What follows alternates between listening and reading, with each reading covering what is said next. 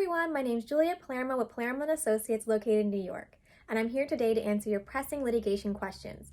But first, please don't forget to like, subscribe, and share this video, and follow me on Instagram and Twitter. The links are in the description box below, along with my website and other information.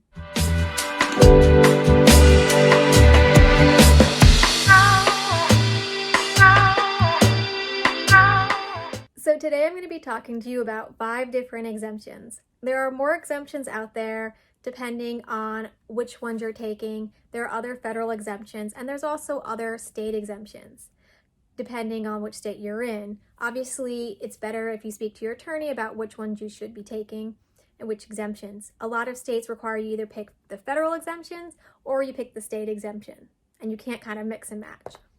So, without further ado, the first exemption under the federal exemptions that you should know about is the homestead exemption. And what this exemption does is it exempts any equity on your home that may be left over after a mortgage. And this protects your home from having to be sold to pay off your creditors. A lot of people are worried when they file Chapter 7. They're like, oh my God, am I going to lose my home? Am I going to have to sell my house? Well, if you have equity under the maximum amount for this exemption, the answer is no.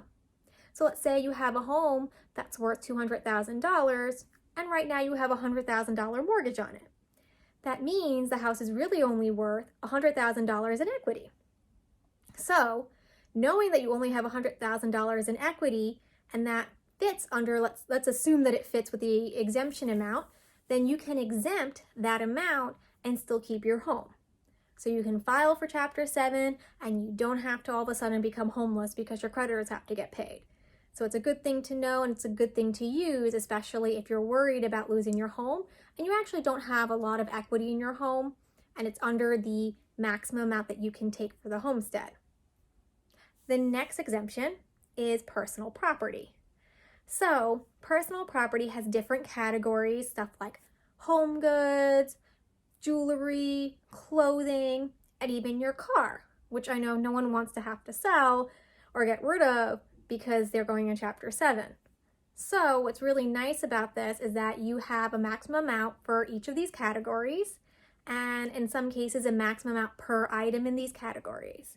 So you can exempt some of your household goods that may be worth some money, your jewelry, your clothing, the car, and not have to worry about losing some of these items that are of value, not only like equity-wise value, but also personally value, sentimental value that you have to sell because creditors have to get paid. The next exemption is retirement funds.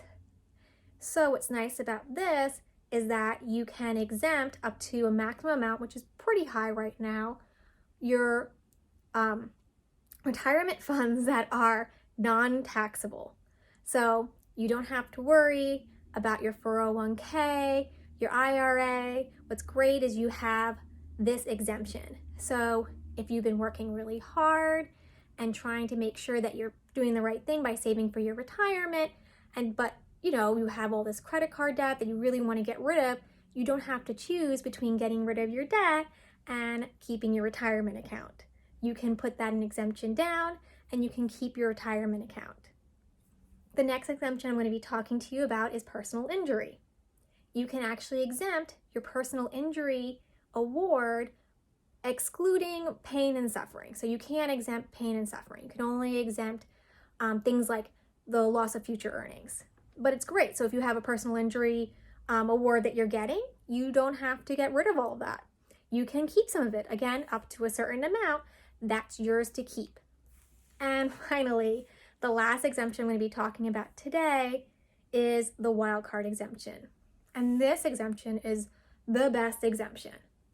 This allows you to exempt anything. There is no limit to what you can exempt. There's just a limit to how much you can exempt.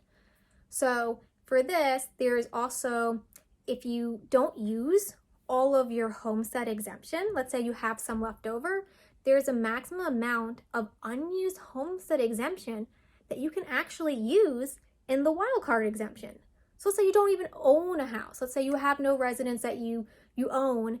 You can actually take the maximum amount of that unused portion. Again, all the numbers are going to be linked below. If you click on the link so you can see how much you can, and you can apply that to anything. So let's say you have some really expensive clothing or some heirlooms that you are afraid are really high in value and you're afraid you might lose it and the trustee might force you to sell it. You can use this exemption to keep those items. You can use it to exempt anything. There's really no limit to the wild card exemption. It's probably one of the best exemptions that you have. So definitely when you're talking to your attorney about your assets and what you have and the different items that have to be listed in your bankruptcy petition, I'm sure your attorney is going to be thinking about which items can be exempt under a particular exemption and which ones are going to have to go under this wild card exemption. So those are all the exemptions I'm going to be talking to you about today. I hope this was really informative and I hope you learned a little bit. And now when you go speak to your bankruptcy attorney, you'll also be aware of what items you should be telling your bankruptcy attorney about and how those items are actually probably going to be protected.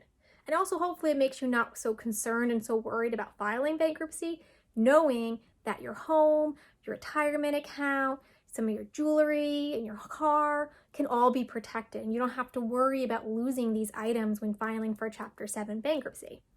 And if you have any other questions or you have any concerns, you can reach me. My email is linked down below along with my phone number, or you can leave a comment. I hope you all have a great day and I hope that this was really helpful.